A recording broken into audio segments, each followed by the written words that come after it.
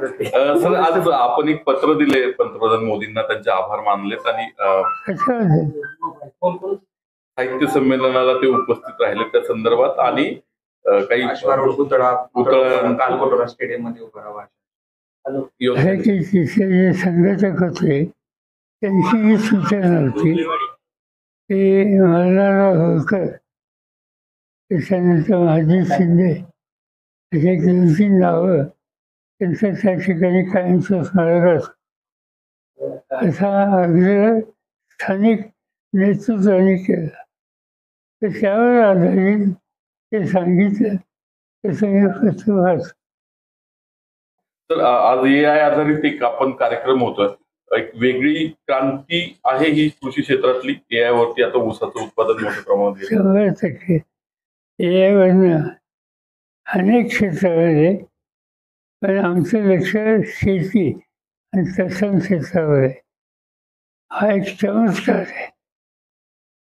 याच्यामुळं एक इथं जो प्रयत्न आहे इथं AIचा वापर करून ऊसाचं पीक घ्यायची ही करतो.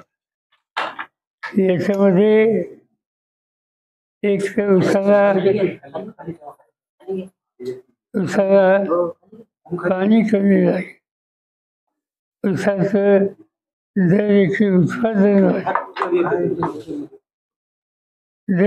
उत्पादन आणि ऊसामध्ये सुक्रोज म्हणजे साखर याचं प्रमाण हे वाढेल आणि ऊसाचा धंदा अधिक सोयीचा परवडणारा होईल.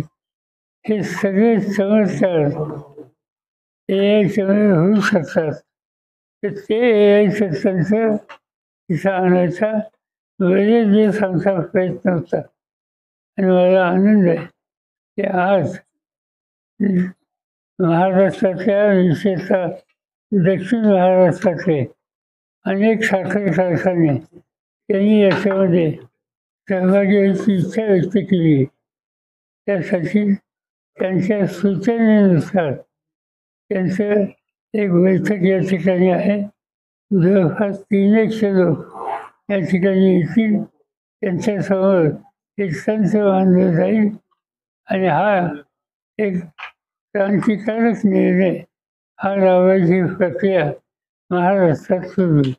1 जानेवारी ते 31 डिसेंबर 2024 दरम्यान मराठवाडा ते विदर्भ येथील 2706 शेतकऱ्यांनी आत्महत्या केल्याची कबुली मदत व पुनर्वसन मंत्री मुख्यमंत्री पटेल यांनी दिली आहे. येतोय का आता? याच्याशी संबंधित 33 संदर्भात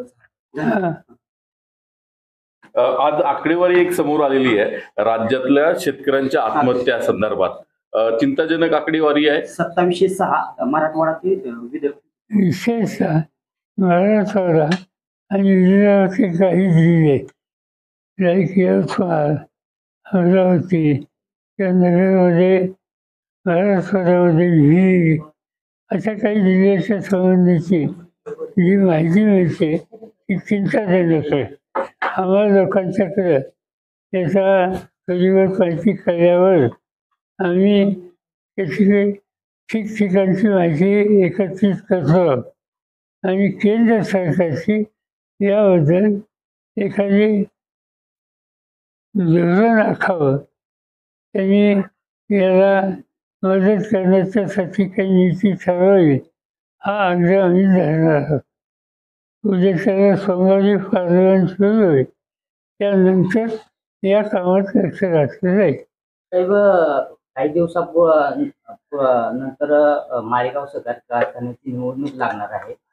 तुम्ही कारखान्याच्या निवडणुकीमध्ये लक्ष घालणार आहात, कारण आता थोड्या वेळापूर्वीच काही जणांनी की निवडणुका होत असतात, लोक भेटत असतात, त्याच्यात मी व्यक्तीच्या काय करायचं हे काही ठरवलं नाही. माझं लक्ष बाकीचे जे प्रश्न आहेत त्याच्याकडे. सर राज्यातलं वातावरण सध्या धार्मिक होताना दिसतंय. होळीवरून हिंदू मुस्लिम होताना दिसतं आणि छत्रपती शिवाजी महाराज असतील, संभाजी महाराज असतील यांचं सातत्यानं अपमान होतं. राहुल सोलापूरकर असतील, इतर बऱ्याचशा लोकांकडनं पण कारवाई होताना. असं की हे सरसकट राज्याचं वातावरण असतंय असं काही मी मान्य करणार नाही.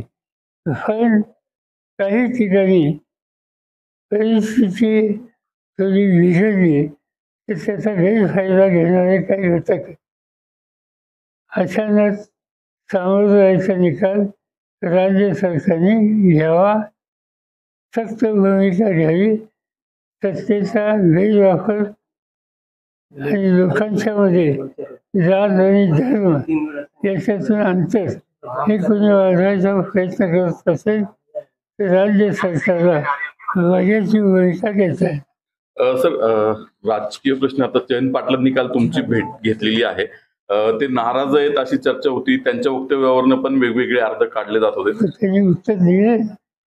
आज तुम्ही छापलंय त्यांचं उत्तर, आज छापलंय आणि त्यांनी ते उत्तर बारामतीला दिलं.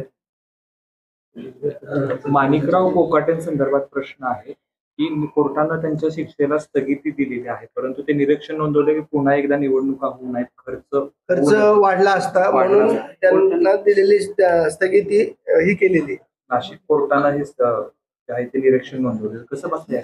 मला काय माहिती नाही. या गोष्टीत मी घालत नाही. स्थानिक लोकांनी विचार.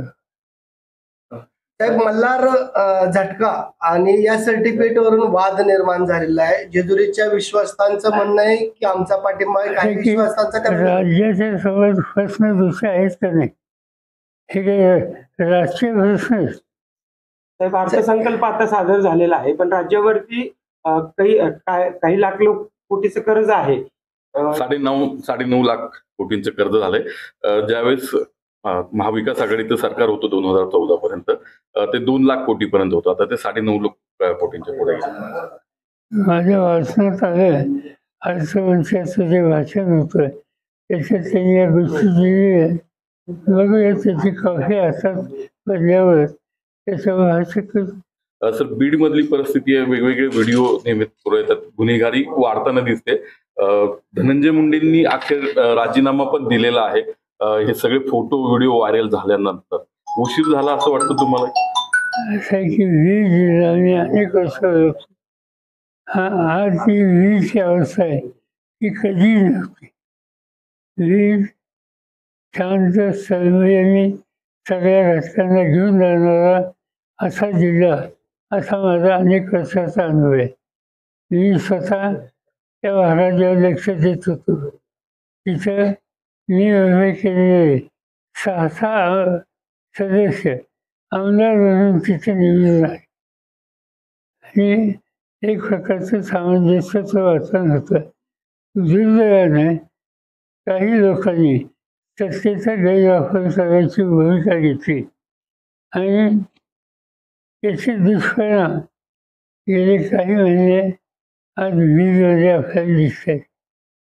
माझं स्वच्छ मत असं आहे की राज्य सरकारने कोण आहे याचा विचार न करता जो कोणी कायदा हातात घेतो, वातावरण खराब करतो, अशांच्या संबंधी अत्यंत सक्त असं धोरण हे आखण्याची गरज आहे. आणि वीजला पूर्वीचे वैभवाचे दिवस आहेत ते कशी येतील याची काळजी घ्यावी. अंजली दमानींनी फोटो ट्विट केलाय जे निलंबित पोलीस आहेत त्यांच्यासोबत तिथले न्यायाधीश होळी खेळताना पाहायला मिळतात. कसं बघता या सगळ्याकडे महाराष्ट्र? मी काही बघत नाही, मला काही माहिती. सर, एक कौटुंबिक प्रश्न आहे. तुम्हाला निमंत्रण दिलेलं आहे 10 तारखेच्या साखरपुड्याचं जय पवार यांनी त्यांच्या भावी पत्नी हा काही फरक नाही. कुटुंब एकत्र येणार हा काही फरक नाही. या निमित्तानं कुटुंब एकत्र येणार. केंद्राच्या वतीनं शेतकऱ्यांसाठी योजना जाहीर केल्या जातात, प्रत्यक्षात शेतकऱ्यांपर्यंत ते पोहोचत नाही. याला कोण जबाबदार आहे? राज्य सरकार जबाबदार आहे का केंद्र सरकार जबाबदार? कोणती योजना, कोणत्या योजनेबद्दल तुम्ही बोलता असं वेग स्टेटमेंट करणं योग्य नाही. साहेब, आमच्याकडे आम्ही पाठिंबा देऊ. एक प्रकारे काँग्रेस नेते नाना पटोले यांनी अजित पवार आणि एकनाथ शिंदे यांना मुख्यमंत्री पदाची ऑफर दिली. त्यांना विचार